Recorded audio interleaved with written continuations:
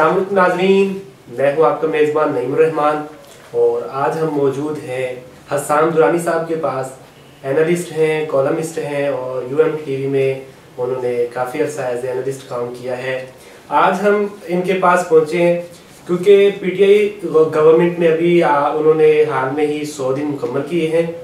उन्होंने 100 दिन का प्लान पहले पेश किया था अपना, उस प्लान के हवाले से हम उनके साथ डिस्कस करने मौजूद हैं यहाँ। तो सर, सबसे पहले तो ये बात है कि गवर्नेंस के हवाले से जो उन्होंने दावे किए थे, दो नहीं एक पाकिस्तान का जो नारा था, उसमें क्या एक पाकिस्तान बना है? बिस्मिल्लाहिर्रहमानिर्रहीम। नहीं, आपने बड़ा एक ऐसा सवाल पूछ लिया है जिसका शोर और गौगा जो है पिछले चंद दिनों से काफी ज्यादा है। जैसे कि आपको मालूम है कि दुनिया में कोई भी मुल्क जहां पे भी कोई नई गवर्नमेंट जो है वो फॉर्मेट होती है तो सबसे पहले वो अपना एक मंशूर देते हैं जिसको कि वो मैनिफेस्टो का नाम दिया जाता है। और वो बेसिकली एक ऐसा प्लान होता है जो कि उन्होंने अपने 5 साल के दौरान जो है उस पूरे को इम्प्लीमेंट करना होता है। और लेकिन जैसे हमने बात की, आपने बिल्कुल स्टार्ट में बात की है और आपने जो इसकी तमहीद बांधी है प्रोग्राम के शुरू में कि 100 दिन का प्लान क्या था।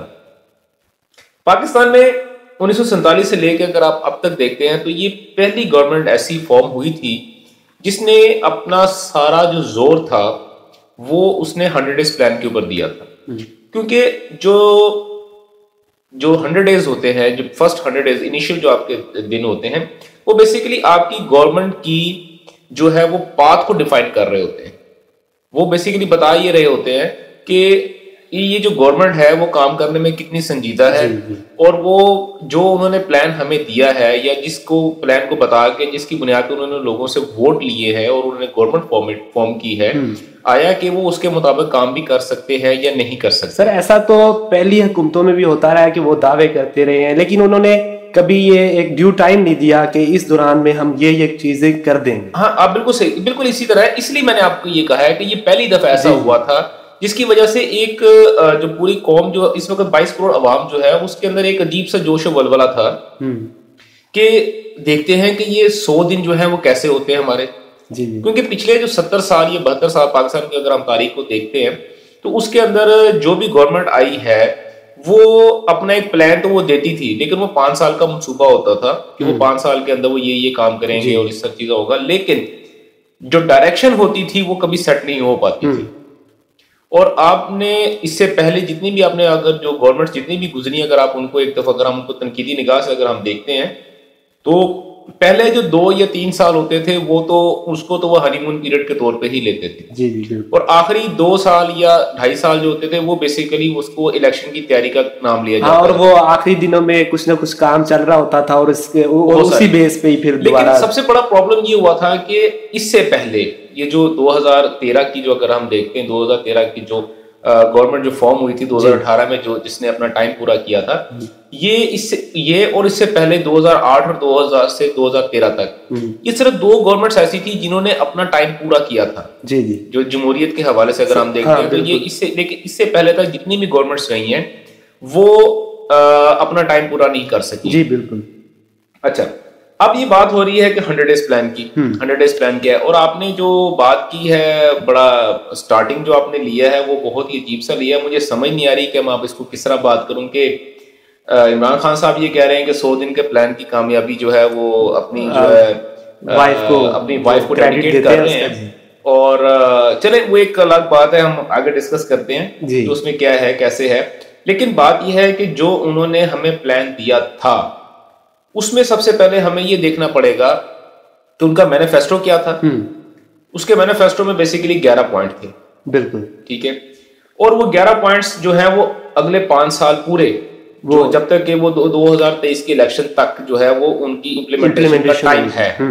लेकिन जो उन्होंने दिया था कि विद इन 100 डेज हम आपको एक गवर्नमेंट की पॉलिसी और गवर्नमेंट की डायरेक्शन को सेट करके देंगे जी, वो उस पर हम खुल कर डिस्कस कर सकते हैं। अगर उन्होंने कोई काम किया है तो हम उसकी तारीफ करेंगे, और अगर उन्होंने कोई काम नहीं किया तो डेफिनेटली तनकीद भी होगी। और हाँ, इससे पहले होता ये रहा है कि मैं खुद बारहा अपने कॉलम्स में और मैं अपने टीवी प्रोग्राम्स के अंदर ये मैं बात करता रहा हूँ और बहुत सारी ऐसी चीजें थी जहां पे मैंने भी काफी सख्त अल्फाज इस्तेमाल किए हैं, लेकिन तनकीद उसी पे होती है जब कोई काम हो रहा होता है।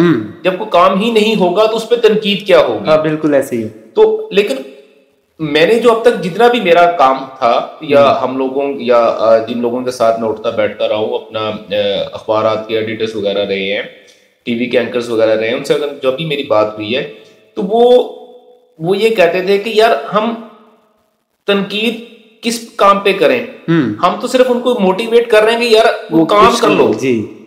तो अभी जो आपने बात की है वो भी यही चीज है। कल बल्कि इमरान खान साहब ने एक बहुत तवील तकरीर की और उसमें उन्होंने कहा कि अपना 100 डेज प्लान की जो कामयाबी के बारे में बताया, लेकिन आप उसमें अगर आप चीज को नोट करें, उसमें ये था कि हम करेंगे, बिल्कुल आप ये करेंगे तो हम ये करेंगे। इसका मतलब ये हुआ कि अभी तक कोई इनिशिएटिव नहीं लिया गया। 100 डेज जो पास आउट हो चुके हैं उनमें कुछ भी नहीं हुआ, नहीं बिल्कुल नहीं हो सका जी। और इसके बाद मैं ये पूछना चाहता हूँ कि उन्होंने जो काम जो शुरू करना था, पहले तो उन्होंने नैब के हवाले से एक दावा किया कि हम जो है नैब को यूटिलाइज करेंगे और वो सबके लिए एक ही कानून बनेगा, और सारे चोरों का जो लूटा हुआ पैसा है ऑफशोर कंपनीज के बेस पे और दूसरा सारा वो इन 100 डेज के अंदर ही पाकिस्तान में आ जाएगा। क्या ऐसा हुआ है? नहीं, इसमें अगर हम देखें ना, अगर हम इस तरह चीजों को देखना शुरू कर दें तो वो ना उसकी कोई वो एक जो है ना सिस्टमैटिक वे से नहीं आती। लेकिन अगर हम उसको पॉइंट टू पॉइंट देखना शुरू करें, जैसे कि इमरान खान साहब ने और इनका जो है पीटीआई का जो इलेक्शन सेल जो था, इसने इलेक्शन 2018 का जो इलेक्शन था उससे पहले इन्होंने एक अपना 100 डेज प्लान दिया, जिसको एक बाकायदा उन्होंने तकरीब की शक्ल में उसको अपना लोगों को इंट्रोड्यूस करवाया। अगर हम उसके पॉइंट हिसाब से देखें तो हमें बात करने में भी आसानी होती है। अगर पॉइंट टू पॉइंट की अगर बात करते हैं तो उसमें सबसे पहला पॉइंट अगर हम देखते हैं तो वो जिस आपने बात की वो नैब था, बेसिकली ये था एक जो था ये उसका जिम्नी था, ठीक है, जिम्नी पॉइंट था। असल पॉइंट जो था वो ये था कि हम गवर्नेंस को बेहतर करेंगे। अच्छा, गवर्नेंस को बेहतर करना है, और इसमें जो मेन जो चीज थी वो अगर हम देखते हैं तो सन 2014 के जो एक अजीम शान जो था एक धरना था जिसने के पाकिस्तान की पूरी कौम को जो था वो उसने झंझोड़ के रख दिया, और पाकिस्तान की जितने भी इंस्टीट्यूशंस थे वो सारे के सारे जो थे वो हिल के रह गए थे। वो मैं कहता हूं कि वो असल सुनामी उस वक्त आया था, वो उससे पहले वाला जो इमरान खान साहब कह रहे थे वो सुनामी तो नहीं था, लेकिन वो सुनामी वो था जिसने के बेसिकली पाकिस्तान के पूरे स्ट्रक्चर को हिला के रख दिया था। सॉरी, उसमें जो थी, अगर सबसे पहला पॉइंट अगर हम बात करते हैं कि गवर्नेंस को बेहतर करना, इमरान खान साहब ने हमेशा 2014 से लेके तो 2018 के इलेक्शन तक उन्होंने एक नारा लगाया था कि दो नहीं एक पाकिस्तान। उसका मतलब यह था कि जो गुरबा है पाकिस्तान के अंदर या जो अवाम है, आम अवाम है, उसके लिए पाकिस्तान एक अलग पाकिस्तान है, जो अशराफिया है या हमारे जो एरिस्टोक्रेट्स हैं या हमारी जो हुक्मरान जो है तबका है उसका एक अलग। असल में वो बात ये थी कि ये डिफरेंशिएशन ऑफ लॉ था कि जो बड़े लोग हैं, अमीर लोग हैं या ताकतवर लोग हैं, वो कानून की गिरफ्त से बच जाते हैं, और गुरबा जो है या अवाम जो है जिसका कोई पुरसान हाल नहीं है वो उसमें फंस जाते हैं। तो ये एक बड़ा एक कानों को अच्छा लगने वाला भली चीज थी जो कि इससे पहले हम लोगों ने नहीं सुनी। इसने नौजवानों को बड़ा इकट्ठा किया और फिर जोश भी आया, और उसमें आपने देखा वो सबके सामने है, वो बल्कि अपना चश्मे फलक ने तो वो सारे नज़ारे देखे कि कितने बड़े बड़े उनके जलसे होते थे, और वो जब खान साहब जो थे कोई बात करते थे खासतौर पे इस इशू के ऊपर, तो वो एक लहर सी होती थी, एक जज्बा था, वो जोश था जो कि अवाम के अंदर आ जाता था। लेकिन 18 अगस्त को जैसे ही इमरान खान साहब ने हल्फ उठाया, बल्कि 18 अगस्त से पहले की अगर मैं बात करता हूँ, बल्कि एक वक्त तो ये आया था कि कुछ लोगों ने ये कहना शुरू कर दिया था कि जी ड्यूरिंग बल्कि इलेक्शन से भी कोई 2 माह पहले जब ये आपकी जो केयर टेकर गवर्नमेंट थी वो फॉर्म हुई थी, तो लोगों ने कहना यार लोग, जो मैं उनको यार लोग कहूंगा, उन्होंने ये कहना शुरू कर दिया था कि इमरान खान साहब जो है वो इस वक्त डिफेक्टिव प्राइम मिनिस्टर है, कि पाकिस्तान के अंदर जो भी डिसीजंस हो रहे हैं और कैसा हो रहा है वो उनकी ही मर्जी से हो रहे हैं। तो वो फिर जुल्फी बुखारी वाला केस हुआ, वो होना तो नहीं चाहिए था, लेकिन बाद में इमरान खान साहब ने उसकी अपने तई और उनके जो स्पोक्स पर्सन थे उन्होंने अपने तई उस पर मट्टी डालने की कोशिश की और उसको डिफेंड करने की कोशिश की, लेकिन वो हो नहीं सका। तो वो पहला पॉइंट था जिससे हमें अंदाजा हो गया कि खान साहब बेसिकली स्टेटस को तोड़ने के हक में नहीं है जी। क्योंकि अगर स्टेटस को तोड़ने के हक में होते तो फिर तो वो इशू ही ना होता, पहला। सेकंड, अगर हम बात करते हैं तो इसमें और जब जैसे ही हमारा ये बना 25 जुलाई को इलेक्शन हुआ और इलेक्शन के फौरन बाद जो प्रोटोकॉल मिलना शुरू हो गया जी, जिसका पहले इन्होंने सबसे पहले इसी जो इन्हीं के लोग थे वही इनके इनकारी थे कि प्रोटोकॉल नहीं होना चाहिए। ये इनके लोग इनकारी हो या ना हो, बेसिकली न्याजी साहब जो थे वो खुद जो है इसके बहुत सख्त जो थे नकात थे कि प्रोटोकॉल जो है वो सड़कें बंद कर देते हैं आप अवाम को, क्योंकि अवाम ने ही सड़क पे गुजरना है ना। फिर वो उसी हाल में ही फिर वो इलेक्शन के फौरी बाद शेख रशीद वाला मामला जो चला, उन्होंने जो किया मतलब प्रोटोकॉल के अलावा ये जो चीजें हैं ना जो शेख रशीद साहब वाली हैं ये सेकेंडरी हैं। असल बात ये होती है कि जी इमरान खान साहब न्याजी साहब ये बात कहते हैं कि अगर आपका लीडर अच्छा है, लीडर आपका नेक है, पाक साफ है, तो उसके नीचे बेशक जितना मर्जी गंद हो वो कोई इशू नहीं होता जी। तो वो उन्होंने अपने मुंह से पहले ही कह दिया था कि भाई मैं तो पाक साफ हूँ, बाकी का मेरे नीचे है। देखिए ना आप अगर आप उनसे पूछते हैं, अगर उनसे बात करते हैं तो उन्होंने बबांग के दोहल इस बात को कई जगह पे उन्होंने इजहार भी किया है और उन्होंने कहा है कि जी मैं फरिश्ते कहां से ढूंढ के लाऊं, मैंने तो यहीं से बंदे लेके आने हैं ना। तो ये प्रोटोकॉल जो था वो फिर चश्मे फलक ने वो नज़ारे भी देखे जो कि इससे पहले जो गवर्नमेंट्स के दौर में भी नहीं हुए थे। इवन आप ये देखते हैं कि लाहौर जैसा जो शहर है यहाँ पे प्रोटोकॉल की वजह से वो प्रॉब्लम हुआ कि लोगों ने जो था वो पुलिस वालों के साथ या उन अदारों के साथ जो कि सड़कों को ब्लॉक कर रहे थे उनके साथ बल्कि लड़ाई झगड़े भी बहुत सारे हुए और जो तब्दीली का जो नारा था उसके ऊपर बल्कि बहुत सारे लोगों ने सिर्फ लाहौर में नहीं कराची में, इस्लामाबाद में, जितने भी पूरे पाकिस्तान के अंदर जहां जहां पे ये लोगों ने चीजों को फील किया बल्कि उन्होंने सफर किया बिल्कुल, तो उन्होंने फिर उसका जवाब जिस शक्ल में भी दिया वो मेरा नहीं ख्याल कि इस जो है फोरम पे हम वो डिस्कस करें जी। तो ये चीज थी और उसके बाद जो है इन्होंने कहा कि हम फेडरेशन को स्ट्रेंथन करेंगे और अभी हम इसमें नहीं आते। अभी देखें अभी हम इसी पॉइंट के हम आते हैं सेकंड पॉइंट के अंदर, उससे बात लंबी नहीं आप बिल्कुल सही कह रहे हैं। देखिए असल पॉइंट जो है वो पहला ही है जी, ठीक है चलिए उसको वो पहला ही है। पहला पॉइंट है उसके अंदर उन्होंने बाद में बात की थी कि मैं इदारों को मजबूत करूंगा जी बिल्कुल विद इन 100 डेज। अब अगर हम अदारों की मजबूती का देखते हैं तो वो कहते हैं ना कि इस मुकाम से आगे तो मेरे तो पर चलते हैं जी। तो मैं ये कहूंगा कि बहुत सारे ऐसे इदारे हैं जिनके बारे में अगर मैं बात करूं तो मेरी जुबान भी चलती है पर तो बहुत बात की बात है, तो वो एक बॉर्डर लाइन है। लेकिन अगर हम फिर भी थोड़ी सी बात अगर हम कर लें अपने जो नाज़रीन जो आप हमारे देखने वाले हैं उन तक ये बात को उनको भी इसमें कोई शक की बात नहीं, उनको इस बात का इदराक है जी। लेकिन फिर भी आप ये देखें कि पाकिस्तान के अंदर फिल वक्त कोई ऐसा अदारा नहीं है, कोई ऐसा शख्स नहीं है जिसको ये मालूम हो कि उसकी डिफाइंड बाउंड्री क्या है बिल्कुल।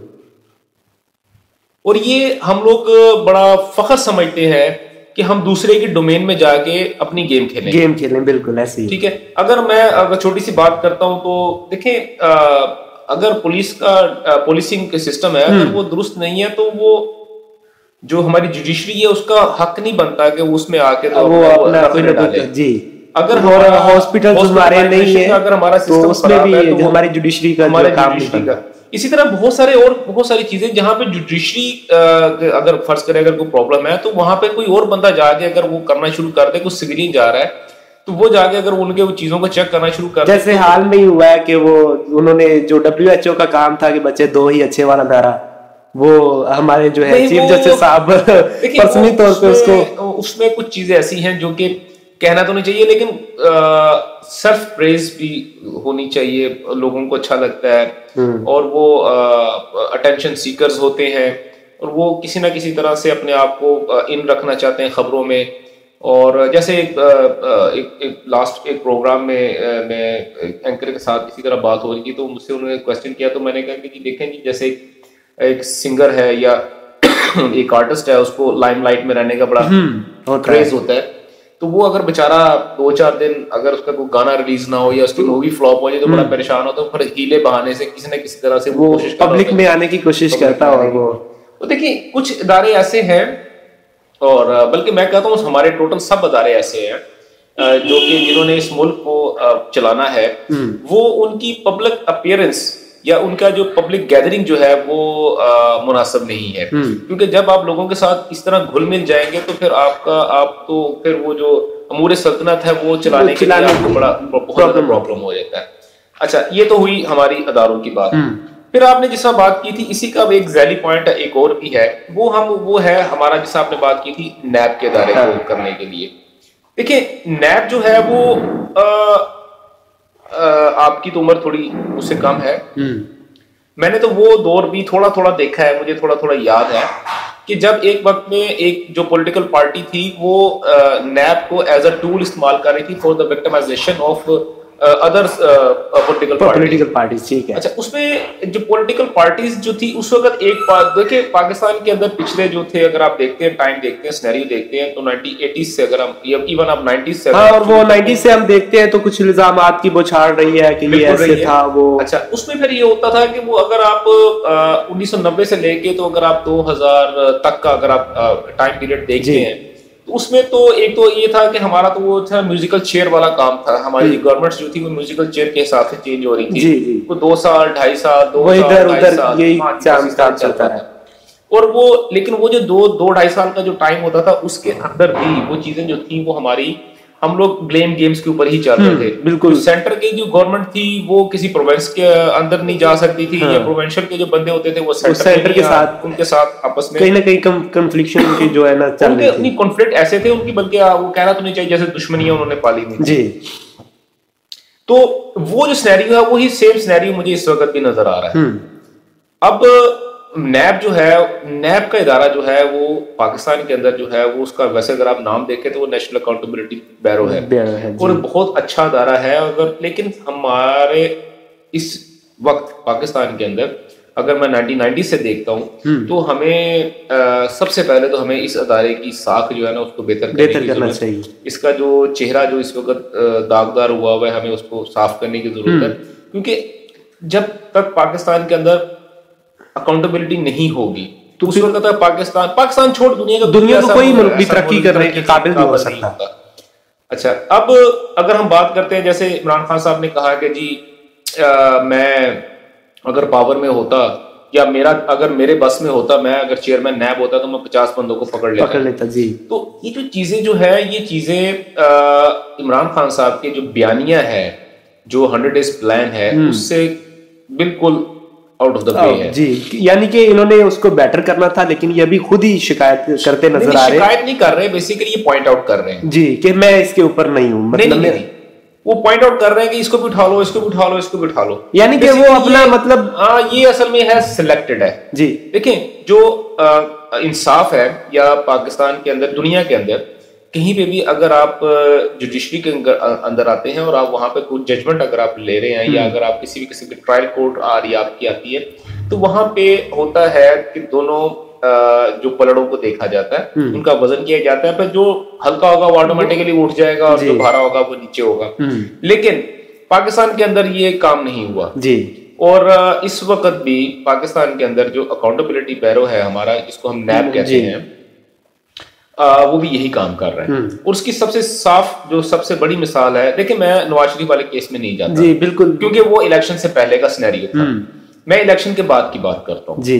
उसमें अगर आप देखें तो जरदारी साहब के ऊपर बहुत सारे केसेस बने हैं, एलिगेशंस हुई हैं, और उसका जवाब जो मिला है क्या अभी तक, क्या जरदारी साहब के अगेंस्ट अब तक 100 डेज के अंदर इमरान खान साहब को किसी किस्म के कोई एविडेंस मिले हैं? देखिए अब तो तमाम के तमाम उदारे तो न्याजी साहब के पास हैं जी, बिल्कुल, क्योंकि अब तो वो उज़्र लग भी खत्म हो गया कि जी हमारे पास अदारे हमारे कंट्रोल में नहीं है, हम ये नहीं कर सकते, हम वो नहीं कर सकते। देखिए एफआईए तो डायरेक्ट उनके अंडर है। हाँ बिल्कुल, और उसके साथ उनके साथ जो है वो अभी एक पेज पे जो कहने की बातें हैं कि जुडिशरी और फौज के साथ हुकूमत भी एक पेज पे है। और इस सब के बावजूद मेरा ख्याल है हिस्ट्री में पहली दफा कोई ऐसी हुकूमत आई है कि जिसमें तीनों अदारे एक ही पेज पे मौजूद होने के बाद भी अभी कुछ शिकायत इससे जारी? पहले भी एक हुकूमत ऐसी गुजरी है, अगर हम देखते हैं, अगर हम परवेज मुशर्रफ साहब का अगर दौर देखते हैं, हम जियाउल हक साहब का चले, वो तो एक नहीं देखें, बात सुने, पाकिस्तान की देखें हुकूमत तो थी जी, चाहे वो सिविलियन थी या जो भी थी, लेकिन हुकूमत रही है और वो हुकूमत की ही वजह से मुल्क बचा रहा। ठीक है, उस वक्त जो सिनेरियोस थे वो थोड़े डिफरेंट थे, उस तारीख वो थोड़ी डिफरेंट थी। अगर हमें कभी वक्त मिला तो हम उस पे हम डिस्कस करेंगे और इन डेप्थ करेंगे। लेकिन अगर हम आज के सिनेरियो के हिसाब से देखते हैं तो क्या पाकिस्तान के अंदर सिर्फ शहबाज शरीफ और सिर्फ जरदारी ही करप्ट हैं? जी, बिल्कुल ये बात करने। दूसरी बात ये होगी कि अगर आपने शहबाज शरीफ साहब को आपने बुलाया कि जनाब साफ पानी प्रोजेक्ट के ऊपर आपने ये गबन किया, हम आपको पकड़ लेते हैं, उनको बुलाया और उनको गिरफ्तार किस चक्कर में किया कि नहीं जी ये तो आशियाना स्कीम, फिर उसको एक्सटेंड किया। अब नहीं, वो देखें, जब आप किसी को पकड़ते हैं तो फिर उसके बाद अच्छा फिर होता है कि आपने मीडिया ट्रायल किया। अब सर लास्ट में मैं अभी कुछ दिन कबल मैं एक पढ़ रहा था कि उनको कहा गया कि आपको ये नहीं, हम कहते कि आप करप्ट हैं या करप्शन किया आपने, हम तो उसकी तहकीक कर रहे हैं जो आपने गिफ्ट्स दिए हैं आशियाना में, यानी कि आप करप्शन की जो ये असल में हुआ पता होता क्या है पाकिस्तान के अंदर जो इस वक्त हो रहा है। पहले होता है, अगर आप पूरी दुनिया में अगर हम इसको थोड़ा सा देखें तो पहले मुकदमा बनता है, उसके बाद बंदा गिरफ्तार होता है। हमारे पाकिस्तान के अंदर जो इस वक्त सिनेरियो चल रहा है, पहले बंदे को उठा लेते हैं, उसके बाद उसके हिसाब से उसको पहले मारते हैं, कुटते हैं, फिर उससे जो बातें पूछते हैं, फिर उसके हिसाब से पर्चा बनाते हैं। जी। अच्छा, अब हुआ ये कि जब ये शहबाज शरीफ साहब को जब पकड़ा गया, गिरफ्तार किया गया, तो वो था पानी स्कैंडल, साफ पानी जो था स्कीम थी या जो भी कंपनीज इन्होंने बनाई हुई थी, वहां से निकले तो पता लगा आशियाना में डाल दिए। अब आशियाने से भी वो निकल गए।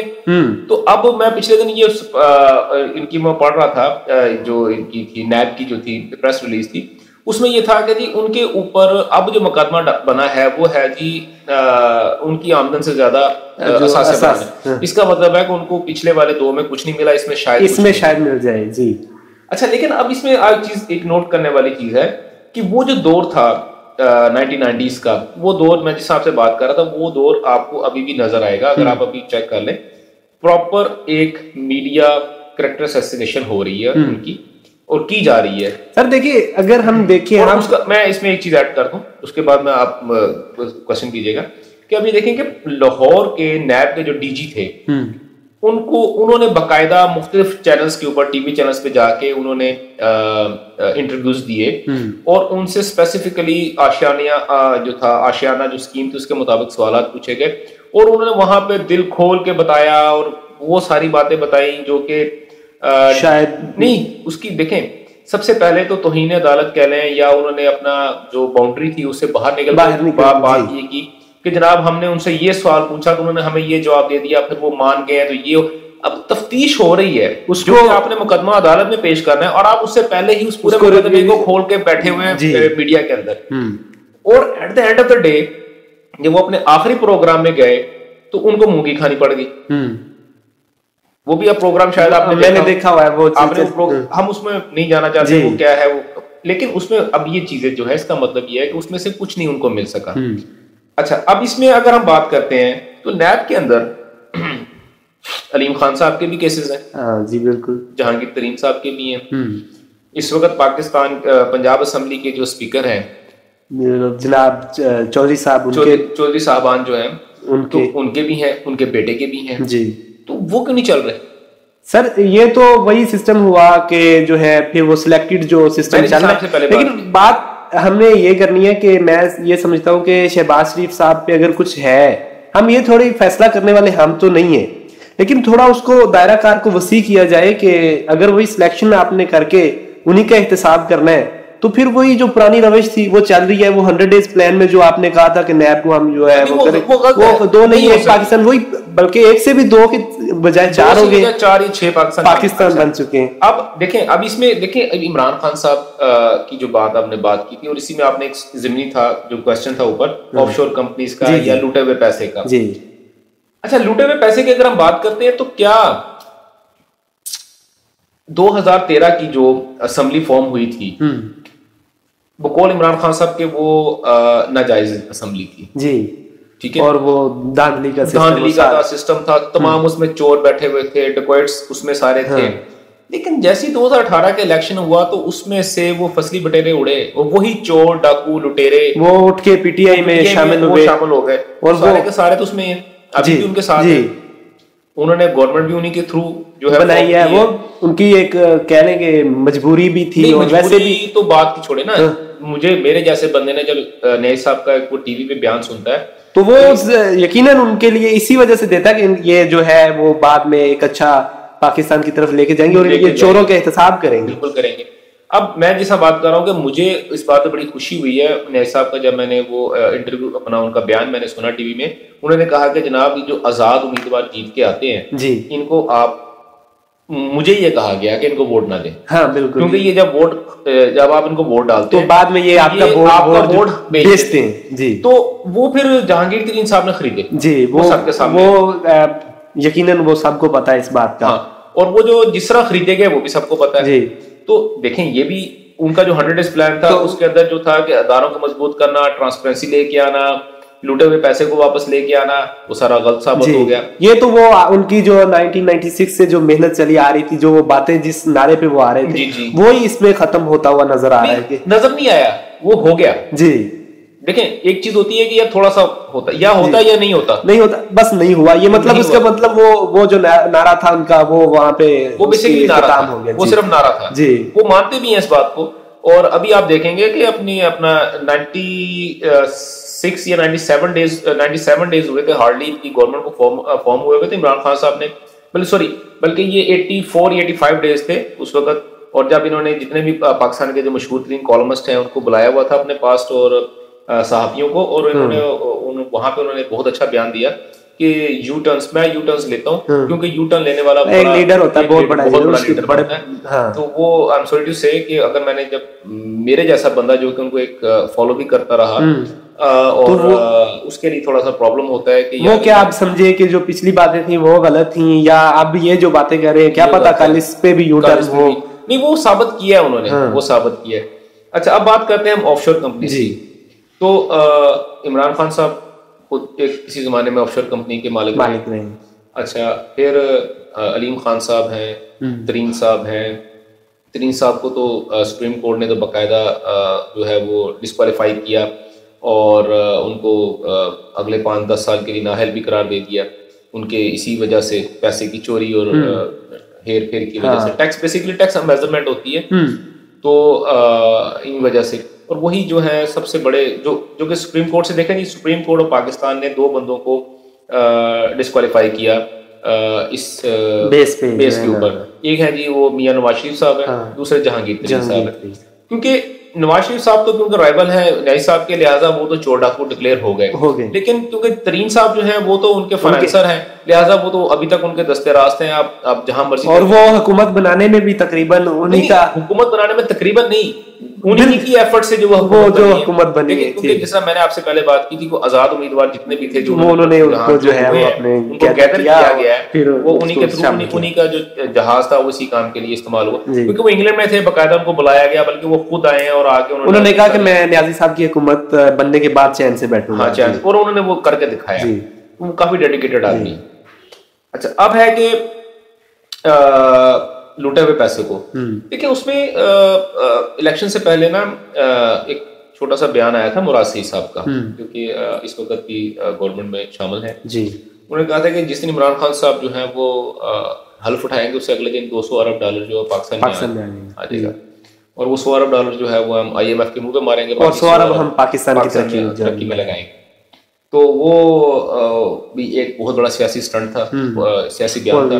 और असद उमर साहब ने, जो कि एक वक्त में पाकिस्तान के सबसे बड़े इकोनॉमिस्ट थे बकौल इमरान खान साहब के, और बाकी जो हमारी मीडिया के ऊपर जो उनकी करैक्टर बिल्डिंग हो रही थी, तो वो उन्होंने ये साबित करने की कोशिश की जा रही थी कि वो एक बहुत बड़े इकोनॉमिस्ट है। तो वो अभी हालिया दिनों में जब थोड़ा सा प्रॉब्लम हुआ, क्राइसिस आए पाकिस्तान के, जो फाइनेंशियल क्राइसिस आए हमारे ऊपर, तो उन्होंने कहा कि जी वो तो सब झूठ था जी, वो तो जी बस झूठ के ऊपर बुनियाद, र्यूमर्स थे और वो सारे पॉलिटिकल स्टर्न्स थे।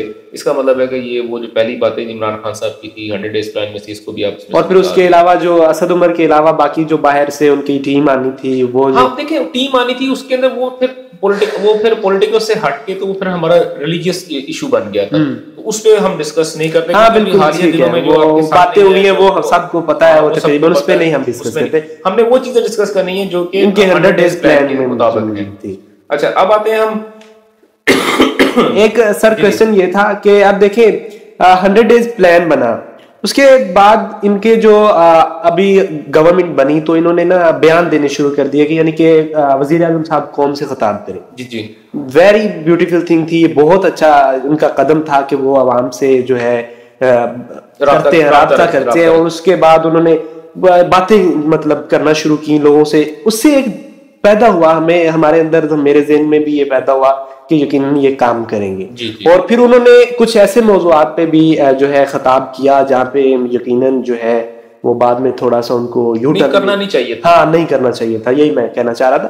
तो ये आप इस हवाले से क्या कहते हैं कि वजीर आजम साहब को कौम से जो खिताब कर रहे थे जो 100 डेज के हवाले से ही, अभी ये 100 डेज में उन्होंने कई दफा खिताब किया है और उन्हीं बातों को दोहराया कि हम ये कर देंगे, मैं उनको नहीं छोड़ूंगा, ये सब बातें। मैं बताता हूँ उसमें ना जो मैंने अब तक देखा है न्याज़ साहब को, न्याज़ साहब अभी तक शायद मेंटली तौर पे अपने आप को प्राइम मिनिस्टर ऑफ पाकिस्तान नहीं समझ पाए। जी सही। वो अभी तक अपने आप को पीटीआई के उस सरबराह की शक्ल में देखते हैं जो कि कंटेनर पे खड़े होके स्पीच कर रहा होता है।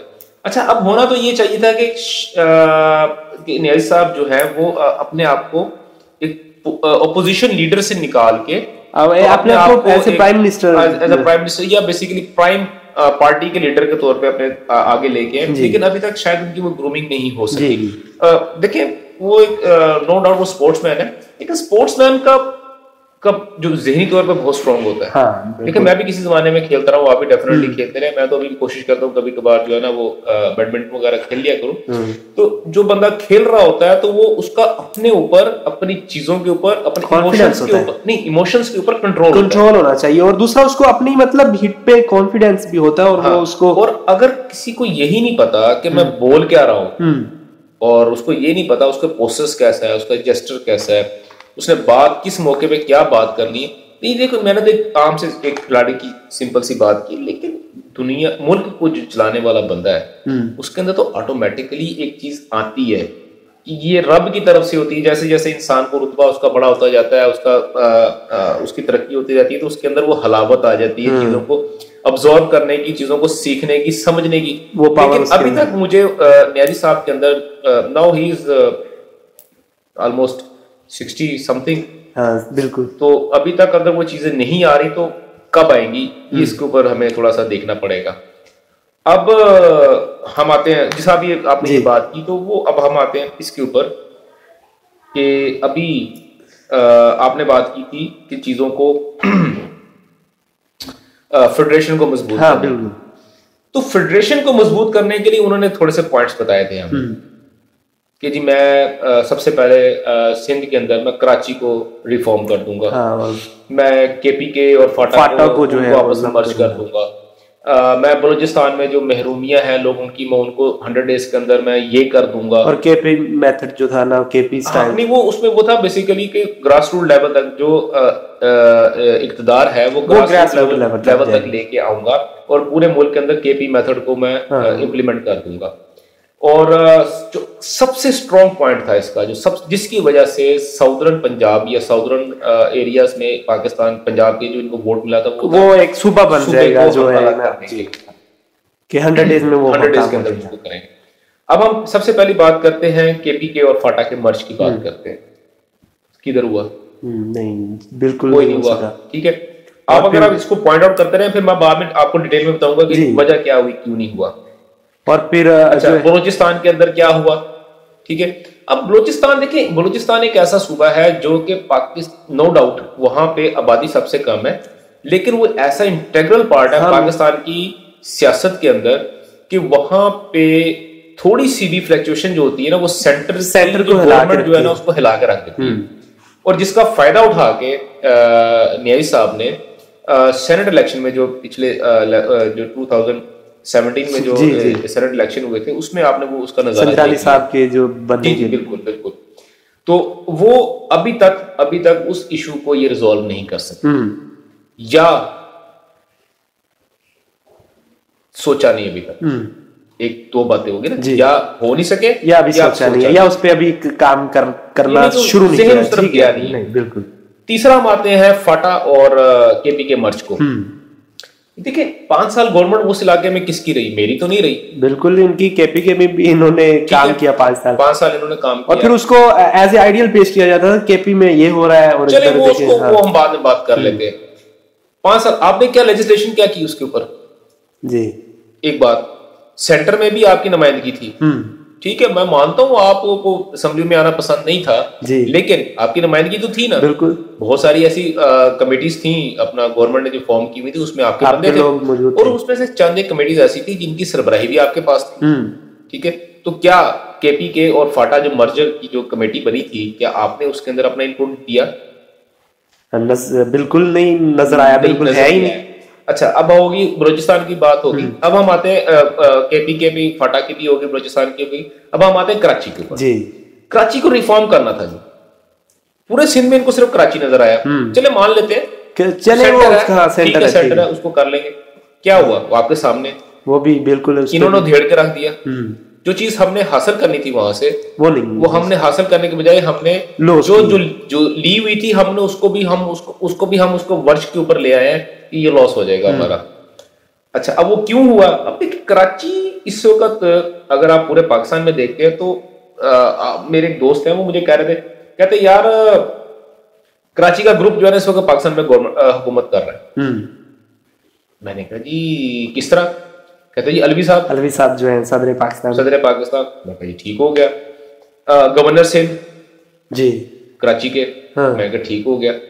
फिर उन्होंने मुझे बताया इसका फैसल वाड़ा साहब का, वो 2-4 बंदों को उन्होंने नाम लिए और मैंने कहा यार आपकी बात बिल्कुल ठीक है, ये तो ठीक, लेकिन मैंने कहा यार इसको हम तंग नजर नहीं हमें होना चाहिए कि वो कहां से है कैसे है। लेकिन मैंने कहा इसका एक फायदा ये होना चाहिए कि कराची को दोबारा रोशनियों का शहर बन जाना चाहिए क्योंकि लोग उनके हैं, उनको काम। और उसके बाद जो हुआ वो सबने देखा। लखू खा दुकानें जो थी, वो दुकानें लखू खा तो नहीं है, लेकिन वहां से उन दुकानों से वाबस्ता लखू खा लोग जो है वो जिस बुरी तरह सफर कर रहे हैं वो थोड़ा सा नुकसानदेह चीजें हैं। अच्छा, और बाकी फिर पॉइंट आया ये पंजाब के सूबा बनने का एक अलग, हाँ सूबे का, उसमें आप ये देखे ना कि हाँ ये इसमें ये था कि जैसे ही ये गवर्नमेंट फॉर्म हुई मेरे कुछ उस सरायकी वसेब के से कुछ मेरे दोस्त थे, वो एक दफा मिलने के लिए आए, हम लोग बैठे हुए थे रात को खाने पे, तो वहां पर चीजें डिस्कस हो रही थी, तो गलती से मेरे मुंह से वहां से एक लफ्ज ये बात निकली और मैंने कहा जी मुझे नहीं लगता कि ये काम होगा जी, ठीक हो गया। और शायद चंद सरदार अपनी इज्जत बचा ले, लेकिन इमरान खान साहब को काफी मुश्किल हो जाएगी। तो वो भाई जो थे वो मेरे थोड़े से नाराज हुए मुझसे, और थोड़े से नहीं अच्छे खासे मुझसे नाराज हो गए कि यार तुम हमारे सूबे के खिलाफ। तो फिर मैंने उनको कहा, मैंने कहा नहीं भाई मैं आपके सूबे के खिलाफ नहीं हूँ, मैं तो आपको ये बता रहा हूँ कि ऐसा ये पॉइंट है मेरा, ये पॉइंट है, और अल्लाह करे ये गलत हो, बिल्कुल जो चीज मैं फोर्सी कर रहा हूँ अल्लाह करे ये गलत हो, लेकिन विद इन 100 डेज हमें इस चीज का पता लग गया कि भाईजान जो मैं सोच रहा था वो बिल्कुल ठीक था। कुरैशी साहब ने मतलब 2-4 जगहों पे गुफ्तगू करते हुए कहा कि मैं इसको कर दूंगा और ऐसे इंशाल्लाह बनेगा। नहीं देखिए उसके लिए लाजमी होता है। अब हम उस असल पॉइंट के ऊपर आते हैं। असल पॉइंट ये क्यों नहीं हुई, ये आपने नैब को स्ट्रॉन्ग क्यों नहीं किया, आपका नैब स्ट्रॉन्ग क्यों नहीं हो सका, पहली बात। अब हम उसको नीचे लेके आते हैं, जो नीचे वाले पॉइंट्स हम बाद में डिस्कस कर लेते हैं। आपने नैब, आपने जैसे मुझे कहा, अच्छा आपने सबसे पहला हमारा पॉइंट था कि 2 नहीं 1 पाकिस्तान। जी बिल्कुल ठीक है, वो नहीं हो सका। इदारे आप मजबूत नहीं कर सके, या आप इदारों को पता ही नहीं है कि कौन सा इदारा क्या कर रहा है, ठीक हो गया।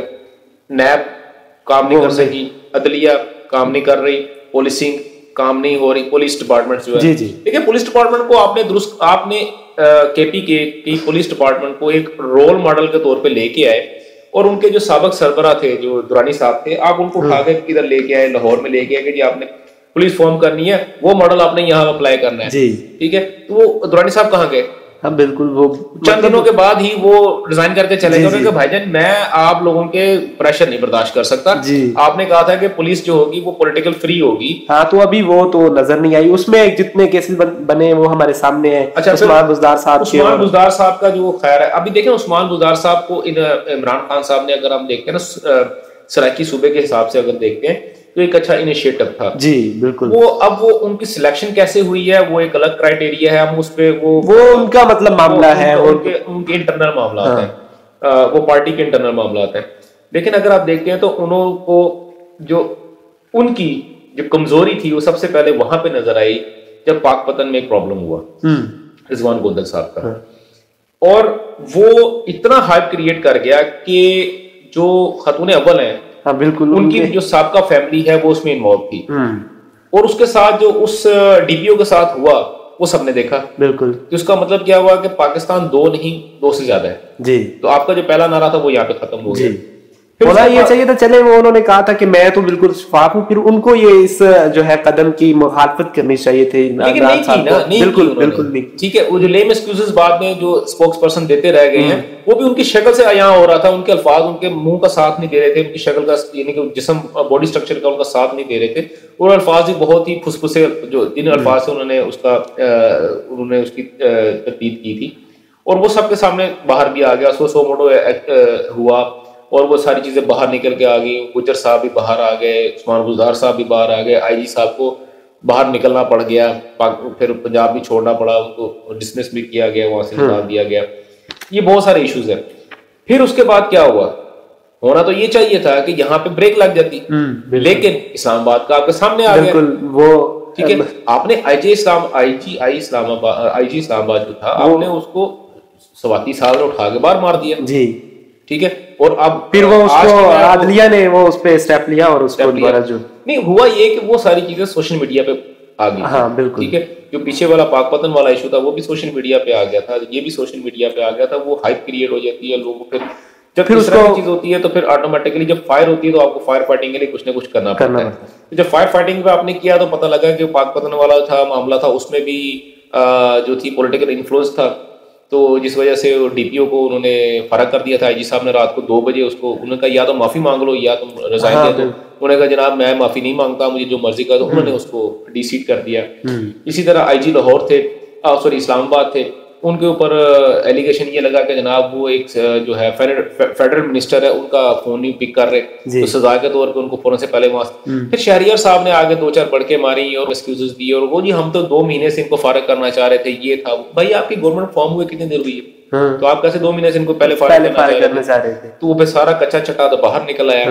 अभी मैं कल के अखबार में मैं देख रहा था कि वो अपना अदालत ने कहा है, जो जीआईटी थी उसकी रिपोर्ट अदालत में पेश हुई और सुप्रीम जो हमारे जो ऑनरेबल जज है उन्होंने कहा कि जनाब स्वाति साहब के कहने के ऊपर आईजी को जो था वो सैक किया गया था, तो लिहाजा आईजी साहब की गिल्टी, अपना स्वाति साहब गिल्टी हैं।